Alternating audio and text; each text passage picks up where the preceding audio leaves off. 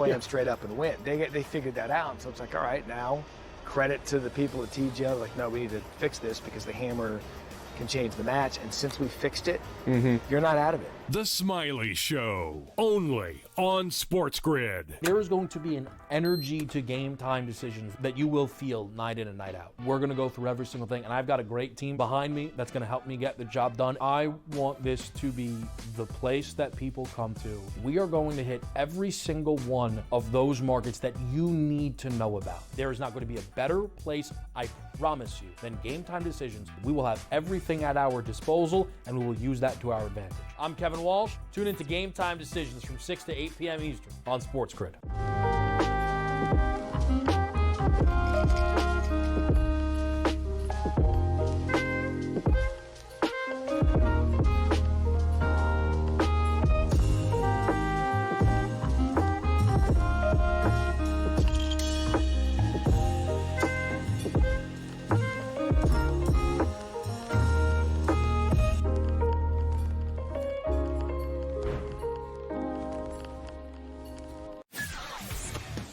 Off of the combine this weekend, there's been lots of anonymous sources and position coaches and all these things that sat down in interviews with him.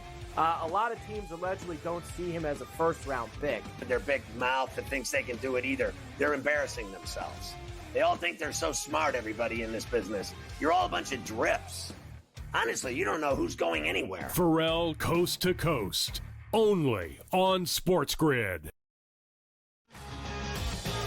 Hang in there, it is. Smylie Kaufman for 61.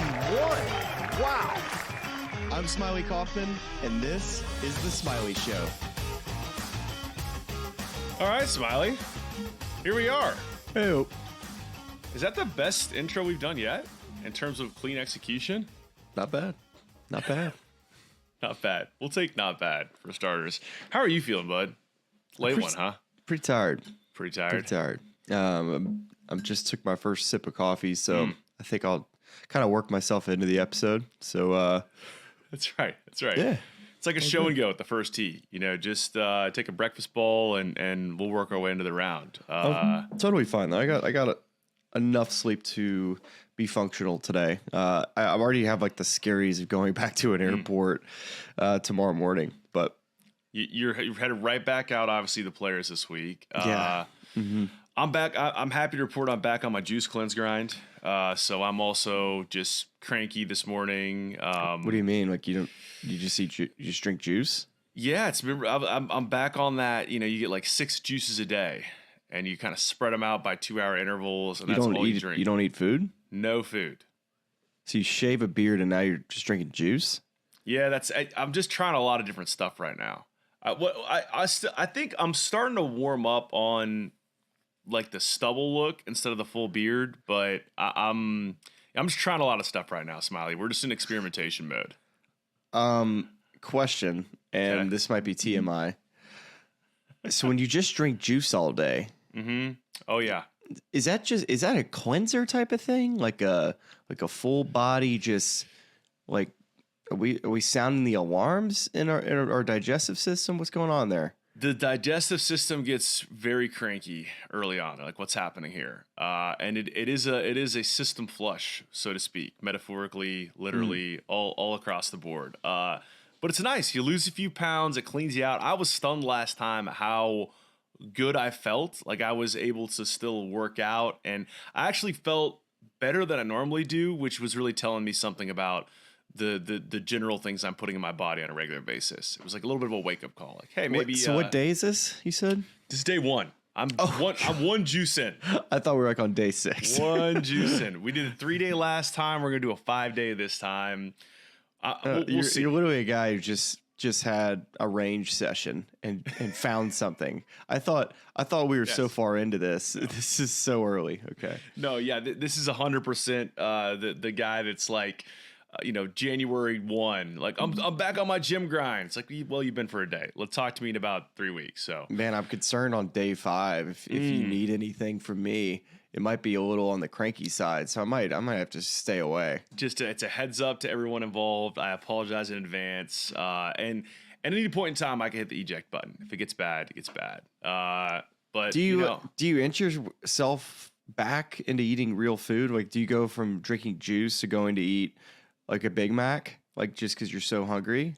So the last time I did it, we try to do a little family tradition here on Friday mornings where I make Walker pancakes and Kaneka sausage, and so that was the dive back in, and it was almost like a reverse cleanse. It was like, what are you? We've only had liquid for 3 days, and now you're feeding me Kaneka sausage. Like what two very different ends of the spectrum, so to speak. Well, pancakes make me so tired. Yeah.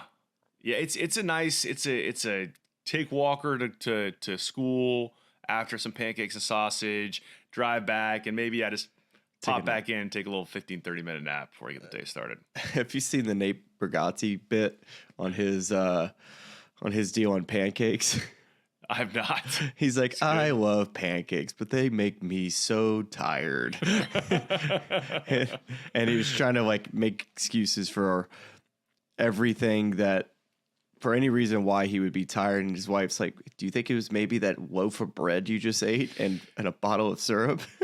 Yeah, that was a big wake up call. This is a little bit of a tangent, but on the same topic of like, gluten sensitivity, where, I was in college and you'd get like a giant pizza from IP3s here in Chapel Hill, and your boys would get a keg of Yingling, and it's like, gee, I wonder why I don't want to go out 2 hours later. It's like, well, you just piled a load of gluten into your body, so maybe it's nap time now, early night.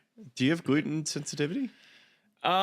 I don't know that I do, but I just feel like that sum of gluten is going to get anybody. That's my theory on that. Yeah. I have like one of the genes for celiac. Yes. So my doc said that the less gluten that you consume, the better your body functions. I think Novak Djokovic would agree with you. That's kind of his thing. Sometimes I say too long did not read to the doc, but I do my best. You got to do it when you got to do it. Like we all get to dabble in a little bit of gluten, a few pancakes here and there. It's just knowing what the line is. Yeah, that's fair. Look, we're happy to have everyone here. We're happy that on the front end we generated some asks for some questions, some Q&A on Instagram. We had a few that were sent in. We have a lot of golf to talk about today. We're going to recap the Arnold Palmer Invitational and sort of a wild flip of what we thought the result was going to be near the end there. And we're going to get to that. We're going to do some players preview, but let me hit you with a few kind of intro questions on the way in before we launch into that. We just, as mentioned, started the week off with the family at Disney. Shelby Withers on Instagram. Favorite thing you did at Disney before the tournament? Let's see. Man, it was the fireworks and leaving at the end. It was pretty great. Love that. Okay.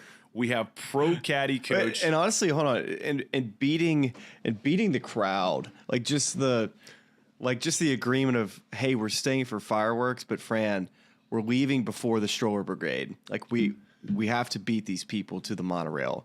It was like a handshake agreement of hey, I'll concede here to watch some of the fireworks, but also we're not going to be last in line for this monorail.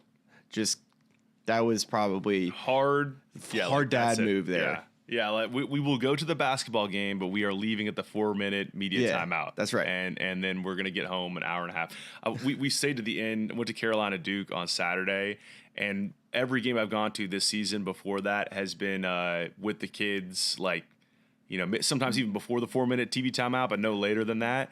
And we stayed to the end of this game, and it reminded me why I try to beat traffic. It's a tough scene. Y'all were like hanging in there, weren't you? We were. It was. I think we were up by a point and a half. It was, or maybe it was down 3. It was a close game until about 10 minutes left. How good did you go? I did. How was Cooper Flag? Really good. Not as impressive as I was hoping for him to be. Oh, here we go. Yeah, I'll say a nice thing about Duke players. Of all the Duke players I've seen live, I think Zion Williamson was better in person than Cooper Flag. Oh well, that's not a hot take. I don't think it's that hot, but I just had to put it out there. I kind of thought you were gonna give me a little more than that. I was gonna say like Kyle Singler was more impressive than Cooper Flagg. Yeah, that was I wasn't expecting that. Not as hot. All right, well I'll tell you what, because we're about 10 minutes in here. We have more questions we're gonna save maybe for the end when we get to it, but I think at this point, I think we got to launch right into the just the Arnold Palmer Invitational, the finish on Sunday. Russell Henley, of course, he flips it with that chip in on 16, as your buddy Kiz in the booth said. If that thing doesn't hit the stick, it probably doesn't stay on the green. We're looking at a very different tournament outcome, but it does, of course, go in. And instead of looking to scramble to stay a shot behind Collin Morikawa, he now has a one-shot lead heading into the last 2 holes. But as we kind of like to do on the show, Smylie, you were on the ground the entire week for Golf Channel and NBC, and I think that makes the most sense to retrace the entire week, right? So just starting with Bay Hill conditions, which were the topic throughout, multiple times, the winds, the difficult conditions on Thursday, whether or not the greens were alive. So just kind of take me through. Let's start with Thursday, and I'll start with a little stat I pulled here, which is scoring average by round. The Friday, Saturday, Sunday, all under par, and Thursday, more than 2.5 shots over par. So just take me through the week in terms of how Bay Hill played.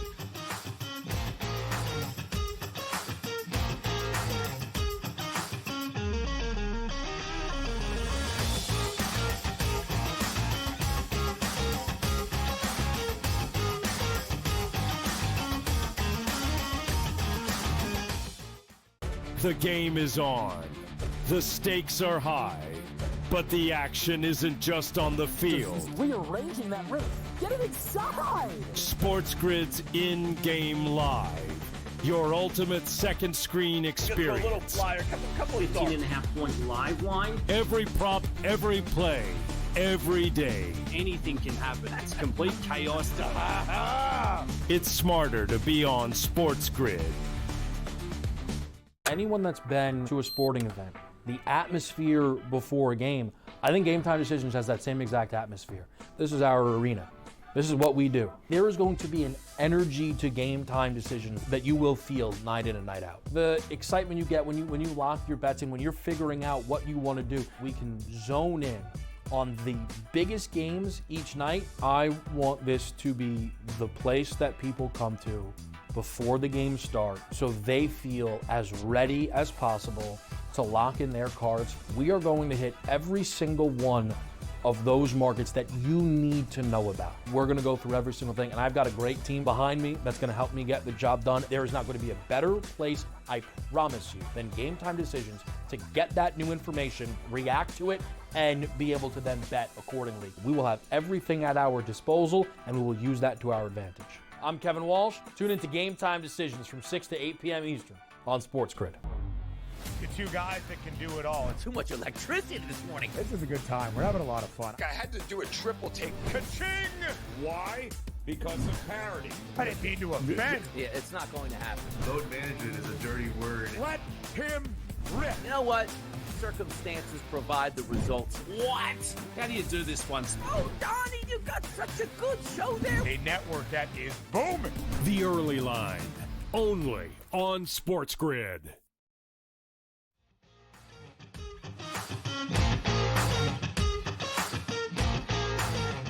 Thursday was quite ridiculous. We kind of talked about that on the Wednesday one and done picks when we went live. I really felt like that morning was going to be brutal, going to be cold, going to be gusty, going to be windy. And it was. It was really hard. And I was very fortunate to not have been walking in those conditions because it would have been brutal just to even be out there in it. And I felt bad for all the guys that had those morning tee times. And surprisingly, it wasn't as lopsided as I kind of thought it might be. I think guys really rallied from the morning, players that played in the morning, like Keegan Bradley being a guy we're definitely going to talk about. Morikawa was kind of right at the split. But that Thursday, man, especially considering Wednesday, I mentioned kind of right around that one and done deal that we were expecting to get rain. We got like a 1/10 of an inch. So there was just hardly zero rain. And then Monday, Tuesday, Wednesday, the golf course was already Sunday. Like as far as just how the golf course was playing from a firm and fast perspective. Now, I had a question for you because we're looking at aerial shots of the course, right? Now, you can tell the greens are very crusty, you know, glassy. You have a note in here that says soft fairways. And I know, and we saw that play out. Like Jason Day got a mud ball, I think it was 15 or 16 or something like that. So I know that they were soft. But we're looking at aerials where they look like brown in a lot of spots. Yeah. What was the sort of contrast there in terms of how they were firm in some spots, but just stayed wet in other spots where you could get a mud ball? It was unusual. Yeah, like the fairways smelled burnt a lot of places. Like when you were walking in certain spots, you almost could smell how burnt the fairways are. But you're right, there were so many areas that were just kind of soft, and then others that were just rock hard, like hard pan and firm. Really weird. And the golf course played unusual from tee to green. Now the greens were not unusual. They were just dead, pretty much. There was hardly zero grass on these greens. Let me send you a picture.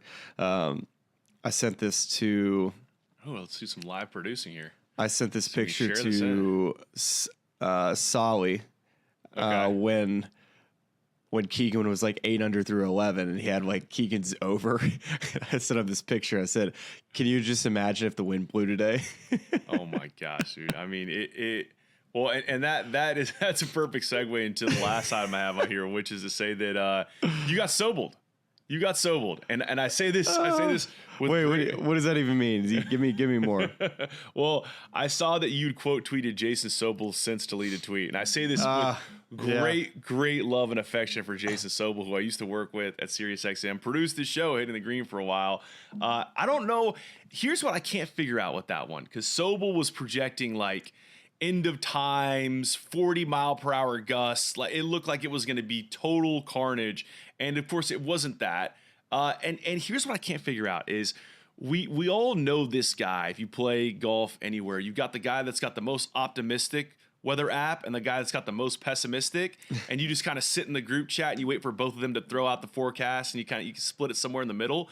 Jason Sobel is a golf addict. I mean, this man either talks about golf or he is watching golf and playing it. And so I would expect him to have the optimistic weather app, not the one that's calling for 40-mile-per-hour gusts of wind. I'm not sure what happened there.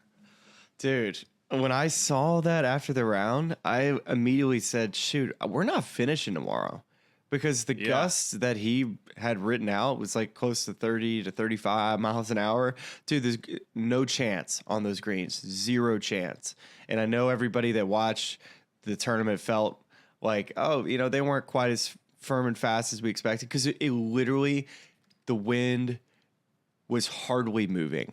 It was at times like 1 mile per hour, like where I was like, I throw up the grass just to find where it's even coming from. And this is the picture you sent me here, and I'll try to pull down this lower third here, but you can kind of get a feel for those greens, the way those things were playing. J-Day made that.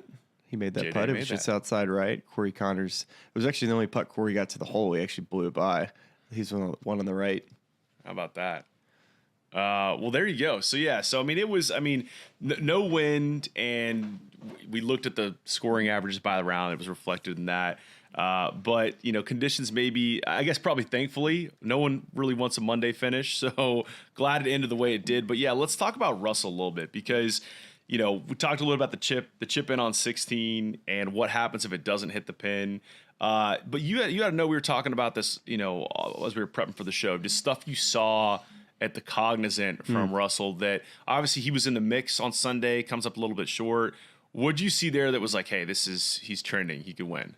Well, I was really impressed with his ball striking and the way he's going about his business last week.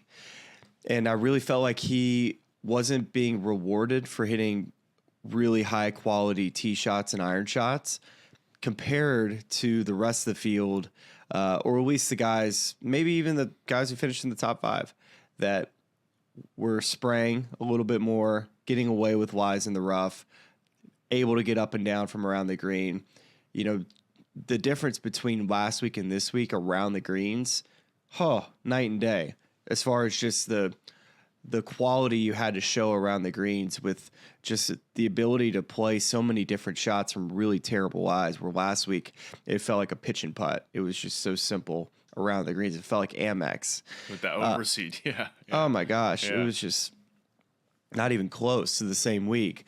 And so Daniel Berger felt the same way, honestly. Those two guys, I just felt like if it was a normal PGA National, it should have been between those two guys. That's how, from just watching them, and now I'm sure there's a couple other guys I'm probably, leaving out, but really impressed with how he was coming into the week. And we have a comment up here from Robert on YouTube, just noting some of Russell's accomplishments this year, and just looking back at his form. So Russell Henley in the final two majors of 2024, the U.S. Open and the Open Championship, seventh in the world. Jeez. Top tens at both of those. Finishes fifth at the Open, T4 at the Tour Championship. Earns 3 points at the President's Cup. Two of those were wins as Scotty Scheffler's partner, which was that was a big question mark heading in. Who's Scotty going to partner with? 4 top tens already in 2025. 2 of those are top fives, and one of those is, of course, a signature event win. We have early Ryder Cup discussions to talk about. Robert here has Russell Henley as a lock for Bethpage, but just his trend in form from one of the guys who is always known as a great iron player, amazing ball striker, but to a top 10 player in the world, at least according to the OWGR. How do you look at that ascension and make sense of that? I mean, is it something you always saw coming and you need to kind of have a few things click into place?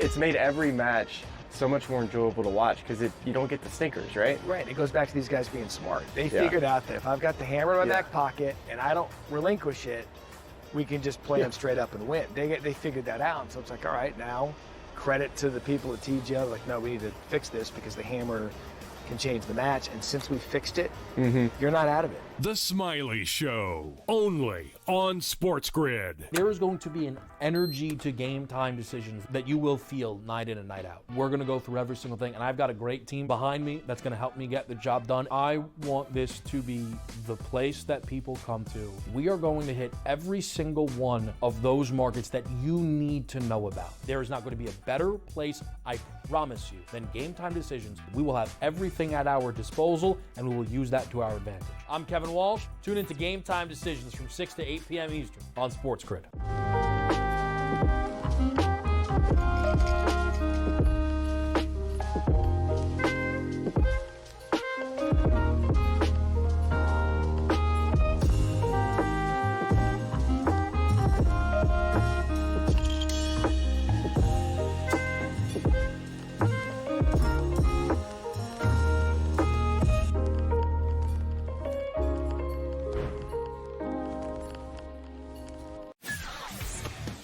Off of the combine this weekend, there's been lots of anonymous sources and position coaches and all these things that sat down in interviews with him. A lot of teams allegedly don't see him as a first-round pick. Their big mouth that thinks they can do it either. They're embarrassing themselves. They all think they're so smart, everybody in this business. You're all a bunch of drips. Honestly, you don't know who's going anywhere. Pharrell Coast to Coast, only on SportsGrid.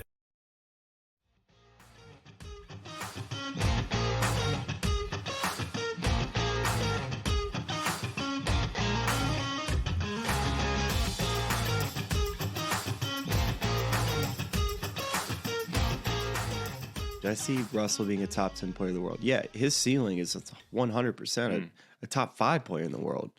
But with Russ, it seemed like his wins early in his career came really easy to him. And it just seemed like he had this dog and this killer instinct on Sundays that it didn't matter who he was going up against. I even heard a little bit of that on the broadcast.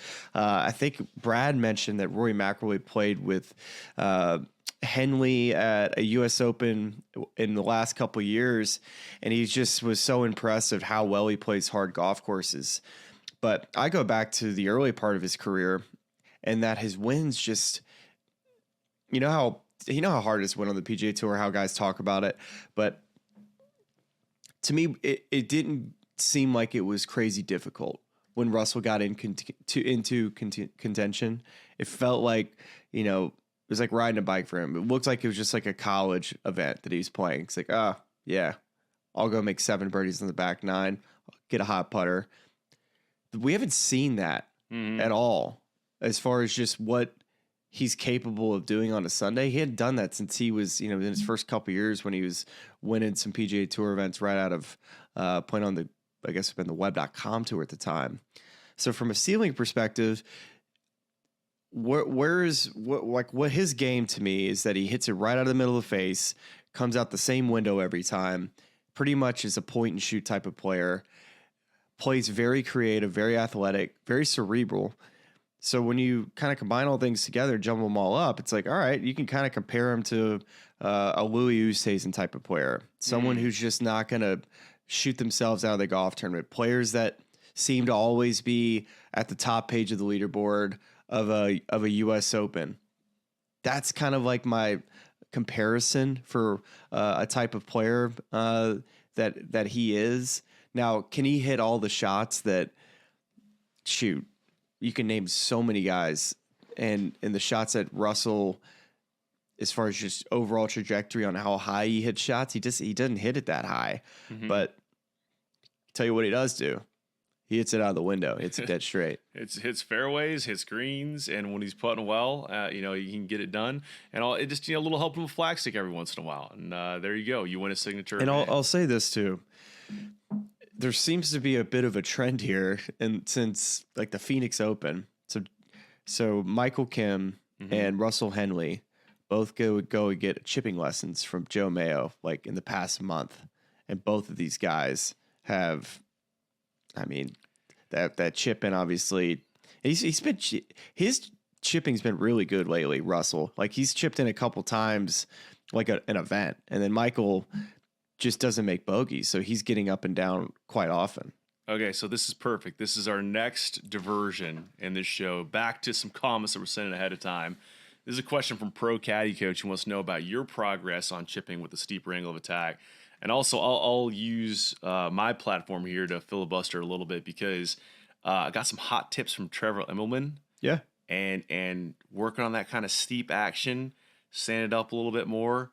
Took it out, gave it a little test run on Friday at Hope Valley in some cold weather, dormant Bermuda, coming out of dormancy, and very happy with it. So Joe Mayo, the Joe Mayo method, it's permeating in a lot of different places and a lot of good eye tests right now. Well, for instance, I've used Seekman my whole life, and I think it's just the words and just, as far as just like the angle of attack and steepness and measuring it all, like these are all things that I've always naturally done with a good setup. It's all setup based, like having your chest forward, having the handle higher, being able to getting the club away from the ground and getting your chest up and getting taller. Like all these things are ways in which you can be steep and get the club out of the ground and not dig.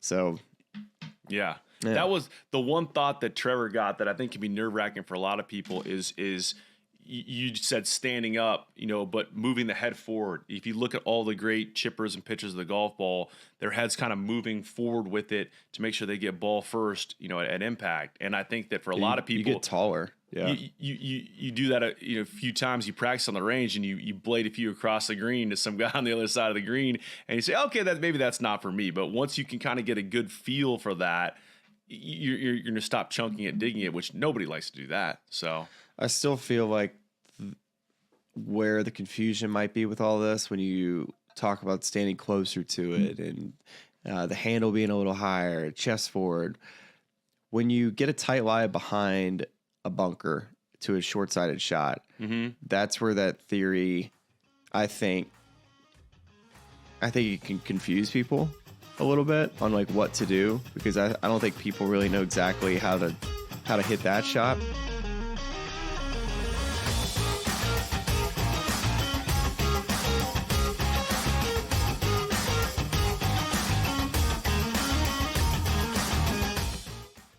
The game is on. The stakes are high.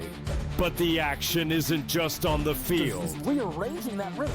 Get it inside! SportsGrid's in-game live. Your ultimate second screen experience. A little flyer, couple of 15.5 point live line. Every prop, every play, every day. Anything can happen. That's complete chaos.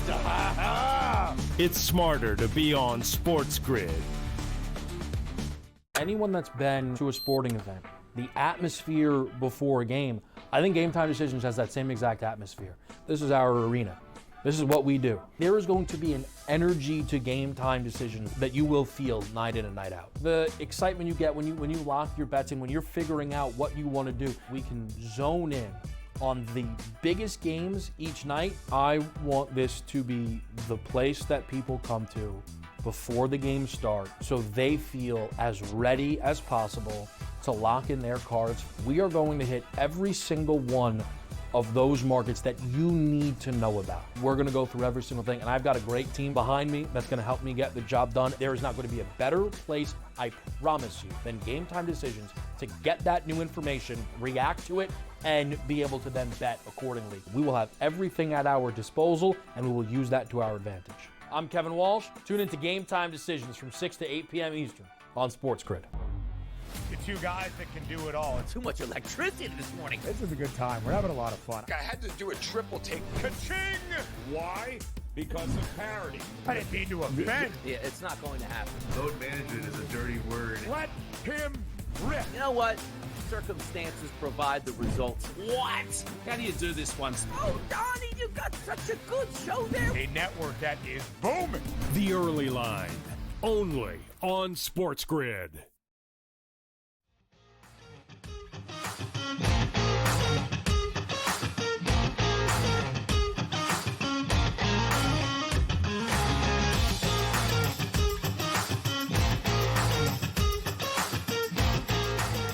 Everyone put your tinfoil hats on, okay? This is reckless speculation. I think the tour is rigged against Collin Morikawa. I think the tour is rigged, and they're trying to, against nobody else, just Collin Morikawa, because I'm looking back, I'm trying to read the tea leaves here. Full Swing Season 1. Look, Full Swing, great program, highly entertaining, bringing a lot of people to the game. I think we can all soft agree on the fact that the way his episode was set up didn't paint him in the greatest of lights. Okay, so now we've got the smear campaign, the light smear campaign of sorts against Collin, and then just robbed of the 2024 Tour Championship by starting strokes. He should have had a win last year. And then now on Sunday, they use the Space Jam magnet to pull Russell's ball in the hole, and Collin loses the golf tournament. So, Smylie, your comments on the tour being rigged against Collin Morikawa. Oh, man. God, I just feel for the guy. I feel for him. I was out there with him Saturday, and God, it's unbelievable to watch someone have that much control with their irons. It was absurd. Like I gained 3.5 strokes approach. Unbelievable. There was one shot he hit. I don't know if you're watching on Saturday on the 9th hole. So Corey Connors at 206 to a right pin, and he doesn't go at right pins, especially with middle irons. He doesn't hit it high enough, so he plays a 6 iron to the middle of the green. And Collin Morikawa was 9 yards closer at 197. There's like 5 miles an hour of wind back into his face. 197. Probably need to land something at that 185 is about right. So for most guys, modern guys, young kids, they'd hit a 7 iron. Maybe some guys have been on tour a while. Oh, I'll hold a little 6. I think I got enough control to hold a 6. Collin hits a 5 iron and hits the biggest high floaty slice you've ever seen and lands it 185. His ability to add or take away shot or distances with his long irons is unlike any player. It's like an old school way of playing the game of golf. You know how all of your probably dad and granddad's friends saying, you don't need to learn how to hit an 8 iron like a 7 iron. You need to learn how to hit a 7 iron like an 8 iron. And he can do that with a 6 to an 8. His ability to take distance off by his ability just to cut the golf ball. It's just how much he slices it basically. And I think when he switched over to a different coach and actually found the proper way to play fades and not do it the way he does it, he was nuking shots. He was hitting shots too well and wasn't able to control hitting it pin high. And that was like his superpower, right? When you think about Collin Morikawa's iron game, he comes up on the TV and he's got a middle iron in his hands. If he doesn't hit it pin high, you're like, something went terribly wrong, right? Yeah. Well, and I think with him too, I think old school is such a good way to put it, because we were riding to Chapel Hill on Saturday and watching it on a phone in the car over. I was sitting next to my buddy and we were just talking about Collin's distance relative to other players. And so I wonder what his average ball speed is, and looked it up. And I thought, and it might still be wrong. I should be properly fact checked, but I thought Can it was. I guess? Yes, please. One for driver, it's like off the tee ball speed. Yeah, I'm gonna go with 171. 170. Yeah, it was like 170 half. And so it's so we round up. It's a yeah, that's right. We'll round up. You're correct. You win or do you not win? What's the game where they have to guess? It's not Wheel of Fortune. It's Price is Right. Yeah. You can't go over. The price is wrong, Bob. But I mean, for a guy like that to be a top player in the world and be able to do the things you're describing with his irons, like it really requires a degree of craftsmanship and artistry. That's the only way you're going to survive at those levels without the ball speed of the modern player. So it's amazing stuff. There's a comment here. We got a comment on YouTube that's asking, obviously plays phenomenal. Do you think he needs to be more aggressive on Sundays? Now, before I'll tee you up there. Like, I feel like a lot of this is, I watched him hit a lot of drives that hit the fairway, but it was just so firm that then it's running out to spots in the rough where it's just going to be tough to score from there. Like, there was one lie he got that was just atrocious, where it was one of the extended caddy conversations we heard with him and JJ, and he's just like trying to chop a 56 degree as long as it'll go, and ends up in a front bunker. Number 10? Yeah, 10. I think that's right. Yeah. But what did he hit off that tee? It looked like driver, I think. I could be wrong. It's kind of a debatable play. Yeah, so maybe like he did at 10, like you're talking about. Yeah, Kyle Porter had a great tweet, just saying, Collin Morikawa, he's using Data Golf Stats, by far the best player in the world without a win since January 1st of 2024. And just looking at those rankings, the list is Scotty, Xander, Rory, John Rahm, and then Collin. Scotty's won 9 times in that time, Xander twice, Rory 5 times, John Rahm twice, although on live, and then Collin. Just he's done just about everything he could do without getting a win, which is I feel like it's coming. To answer the gentleman's question about whether he plays too aggressive or doesn't play aggressive enough on Sundays, I would probably tend to disagree, because he's an aggressive iron player, and I don't think he ever takes a shot off when it comes to, hey, if the number's right, he's going to be looking at the pin. Where, for instance, Corey Connors, on the other hand, walking with him the last 18 holes, I thought he played way too conservative. Way too conservative. And I mean, that's interesting. Even the day before, I felt like, man, Corey Connors it's just right there. Sometimes for him, it's just right there for the taking, and it's a little bit different because Morikawa is, I think, when we think about Corey Connors, we think about his ball striking. We think like, oh, he can hold up his ability just to hit fairways, greens, and he just doesn't hit his irons quite as good or as close with the middle and the short irons. But you give him like a 4 or 5 iron, and it's just like right at the hole. But with wedges and stuff yesterday, and even the day before, with shots from like that 140 to 170 range, where a good ball striker is looking somewhere near the pin. And there were so many times that he would bail out 30, 40 feet right with just not trusting whatever shot he saw. And that's another player kind of similar to Russell Henley, where they kind of play similar golf. I think Russell's probably got maybe a little bit more pop, but not too much more. And Corey could be so good I just think that he lacks a little bit of that aggressiveness on Sunday, really.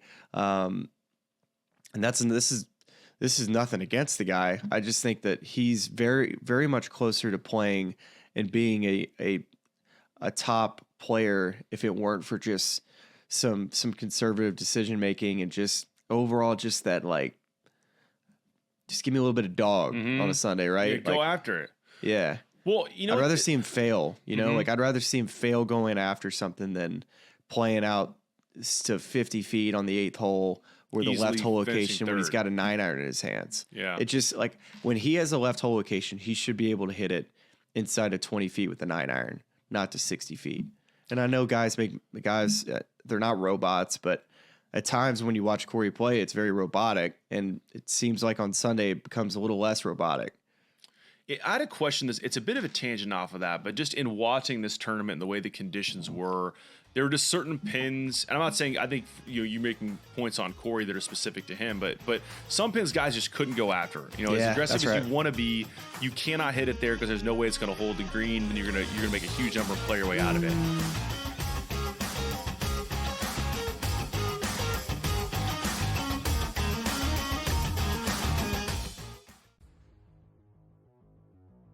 We're going to play a little game of true or false, fantasy or reality is what we used to call it. But instead, we're going to play a little game of buy or sell.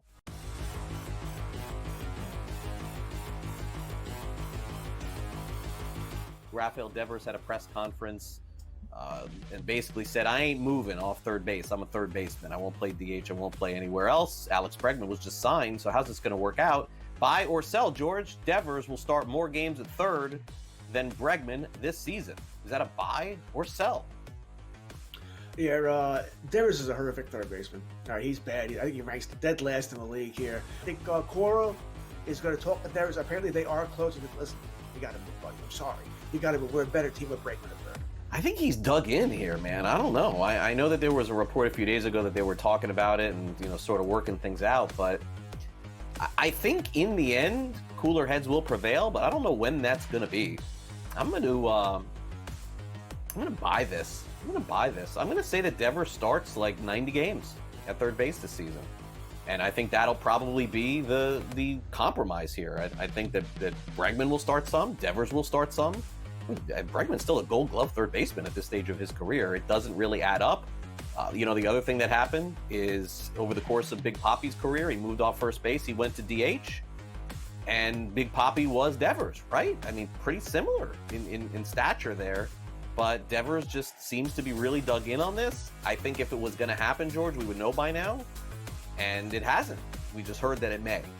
So I am going to buy. I don't think Devers plays 150 at third base or even 140 or anything like that. But I do think he plays more than Bregman at third. I think that they have a compromise where they play both. Fantasy Sports Today, only on SportsGrid.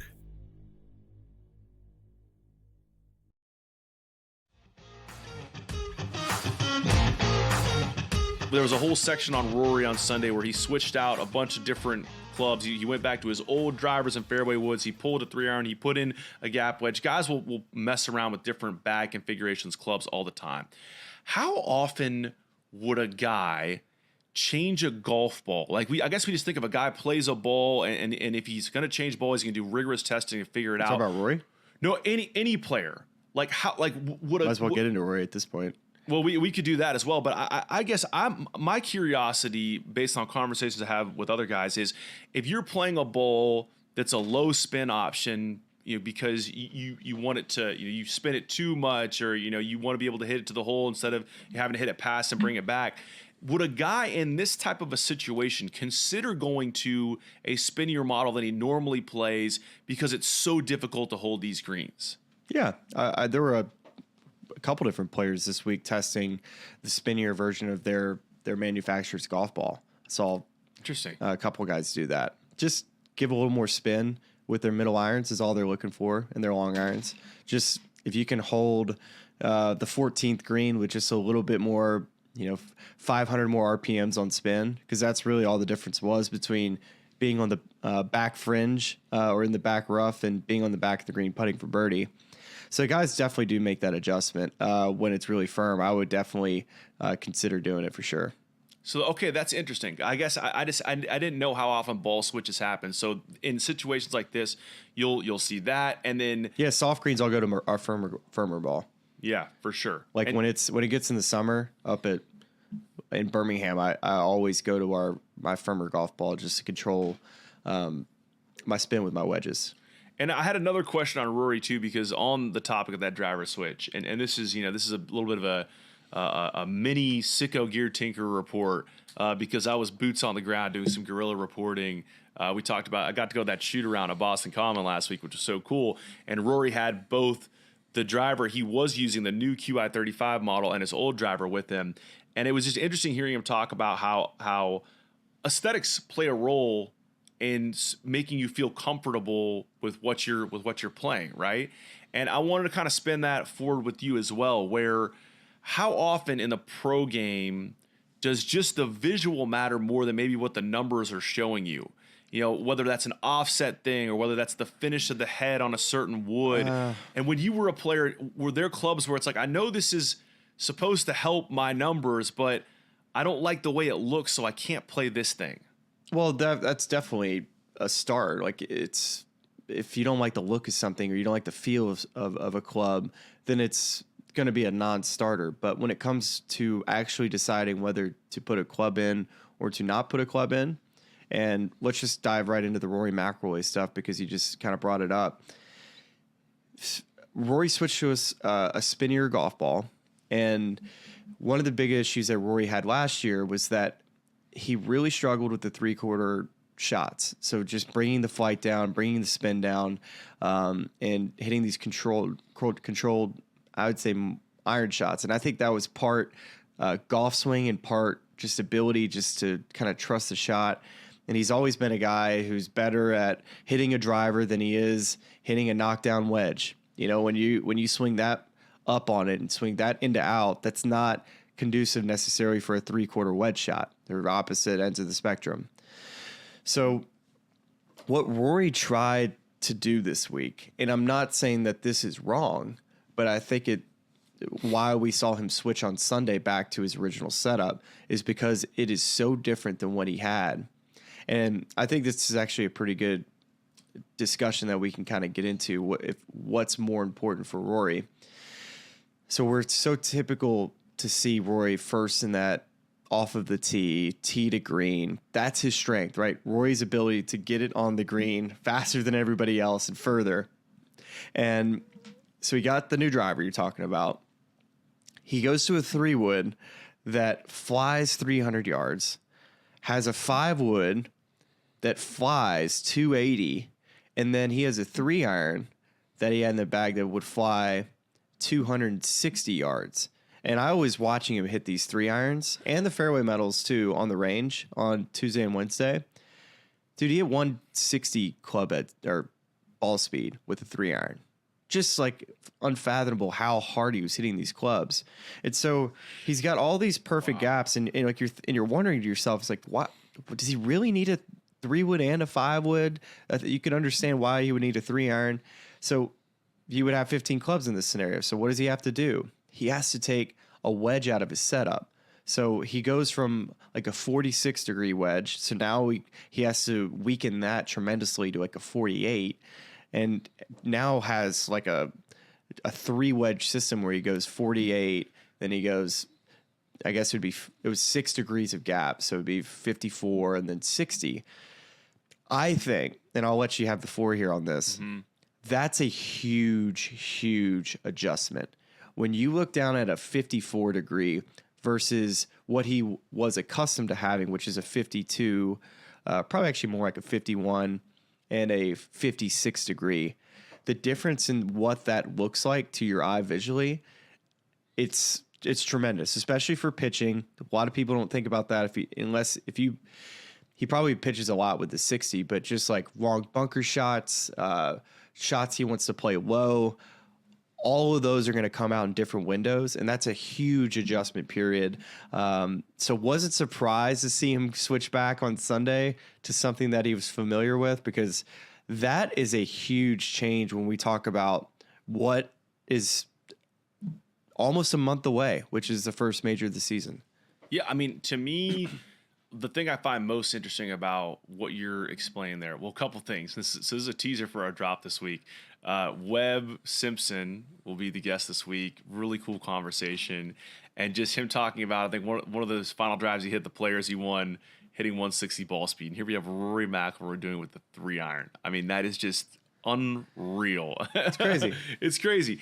On that topic of Rory, I'm sure, I'm positive that he gets wedge numbers dialed for whatever degree he has. He knows how long 54 goes or 56 goes. If he's making an adjustment from a 46 to a 48, he can figure all that stuff out.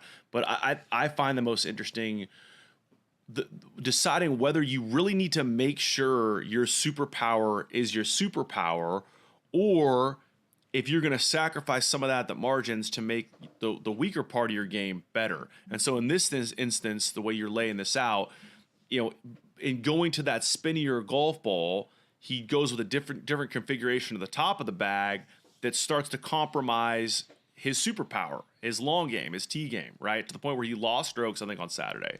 But theoretically, that change is made to help him hit better approach shots with his wedges, which is something he's worked on for a number of years now.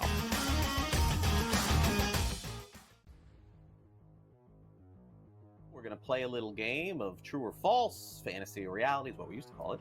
But instead, we're going to play a little game of buy or sell.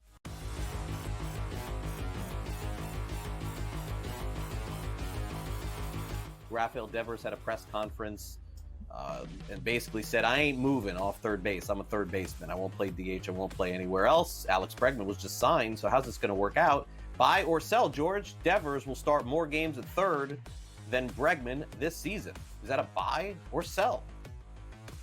Yeah, Devers is a horrific third baseman. All right, he's bad. I think he ranks dead last in the league here. I think Cora is going to talk to Devers. Apparently, they are closing. Listen, you got to move, buddy. I'm sorry. You got to move. We're a better team with Bregman at third.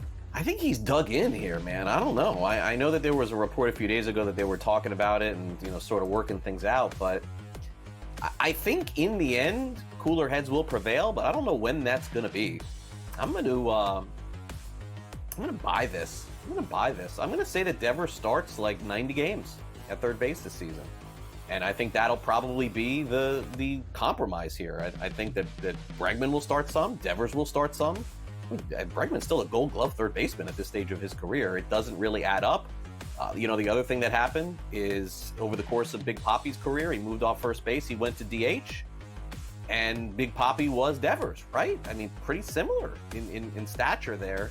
But Devers just seems to be really dug in on this. I think if it was going to happen, George, we would know by now. And it hasn't. We just heard that it may. So I am going to buy. I don't think Devers plays 150 at third base or even 140 or anything like that. But I do think he plays more than Bregman at third. I think that they have a compromise when they play both. Fantasy Sports Today, only on SportsGrid.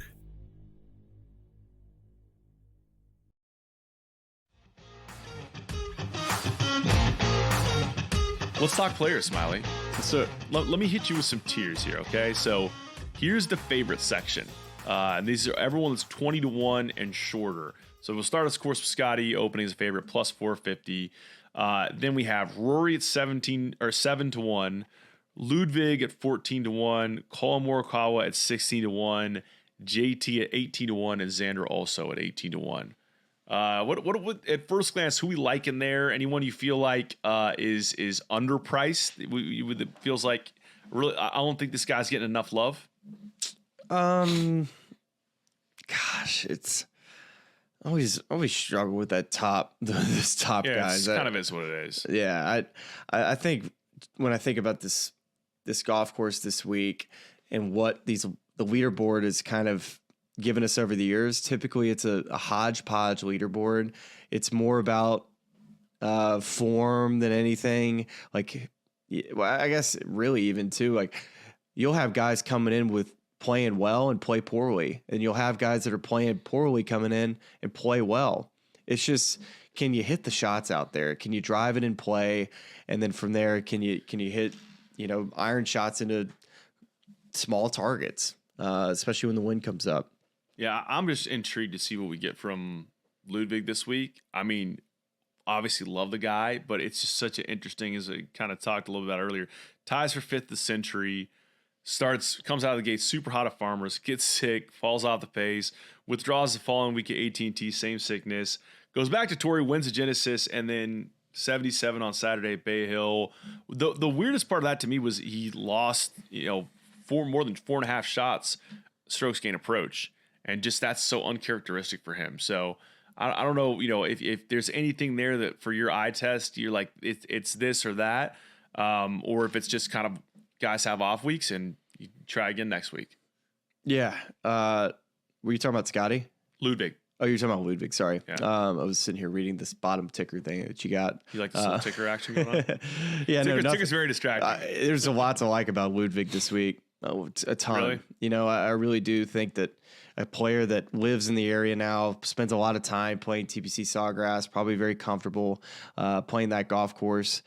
Ludwig's going to be a very popular player this week to take. Scotty, we didn't really talk about him at Bay Hill. Poor putting week. Yeah. But hit it well. He was first tee to green, and that's something that you got to see. It's like, all right, ball striking. Even watching him last week, the ball striking didn't feel like it's quite back yet, and he still was first in that category. You're like, okay, he's just give him a second here.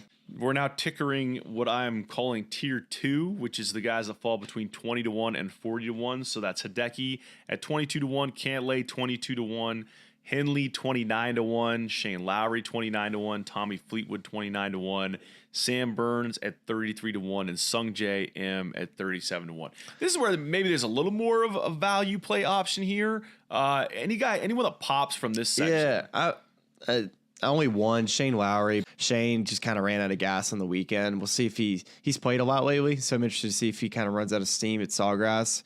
I think there's some players that are fresh, like Collin Morikawa. I know I'm just going back to I'm skipping tiers here on you, but Collin, this is going to be his first back-to-back week this year. He was sick on the West Coast talking to his team, and so they're excited to kind of get into a stretch where they're playing more, and it's felt that way this season. We haven't had all the guys playing against each other. This is the first week, last week at Bay Hill, and really Xander's rusty, Scotty's like kind of playing his way into shape. So I'm excited to see this next week with guys having a week underneath their belt and going to the players where Scotty's played a little bit. Collin's now going 2 weeks in a row. Xander's playing his second week in a row. Ludwig is now playing his second week in a row. So I'm excited. I think it's going to be a really good players. The weather forecast looks fun, looks windy, and I'm excited. Yeah, and I'll just really quickly just flash this tier 3 up there because you hit a few names in here. Corey Connors is 45-1. Sepp is tier 3. This is 41 to 51. Sepp would not surprise me if he won. Like Sepp, Corey Connors, I think those are two guys that are going to be up there. Keegan wouldn't surprise me, if he was up there and played well too. Wyndham's kind of a little all over the place. You don't know what he's going to get. Tom Kim's, I don't know how good he's playing. Man. Yeah, I just Boog, he's playing good. It's one of these weeks. It's going to happen. Tier 3, I like the guys in tier 3 more than tier 2. Yeah, and maybe these things move. Maybe the Smylie effect. We get some new odds making coming out of the show today, but. Yeah, there are some interesting names. I think that's well said. Of just you got any flyers that come to my head? Like dark horse guys? Yeah, I got one that comes to mind that for me. Oh man, okay, you go first. Let me think about that a little bit. I kind of like a player that's been a long shot at this event and played well. Doug Gim. Oh, okay. Doug Gim, just a random long shot name that people probably. He's 110-1. Yeah. I'll tell you right now, I'm looking at Michael Kim, 110-1. Yeah. I love that. I love that a lot. So I do too.